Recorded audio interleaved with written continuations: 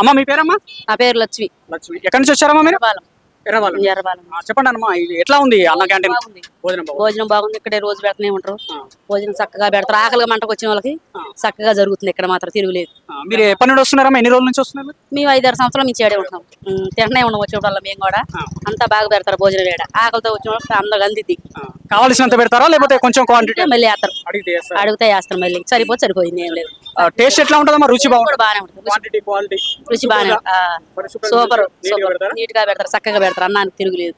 ఆకలిని వచ్చిన వాళ్ళకి చక్కగా దొరుకుతుంది. అమ్మ, ఇప్పుడు ఇక్కడ మంగళగిరి నియోజకవర్గం చూసుకుంటే 2019లో లోకేష్ గారు ఓటమి పాలైనా కూడా తన సొంత నిధులతోటి ఈ కార్యక్రమాలు ఏర్పాటు చేస్తున్నారు కదా. ఏంది మంగళగిరిలో లోకేష్ గారు ఇప్పుడు ఈసారి గెలిచే అవకాశాలు ఉన్నాయా? లోకేష్ గారి గురించి మీరేమనుకుంటున్నారు? గెలవాలని మేము కూడా కోరుకుంటున్నాం. గెలవాలని మాకు కూడా ఉంది ఆశ. ఇప్పుడు వచ్చిన ఆయన మీద ఇప్పుడు రాబోయే ఆయన మంచిగా గెలవాలని మేము కూడా మనస్ఫూర్తి కోరుకుంటున్నాం. రావాలి ఆయనే. థ్యాంక్ యూ అమ్మా.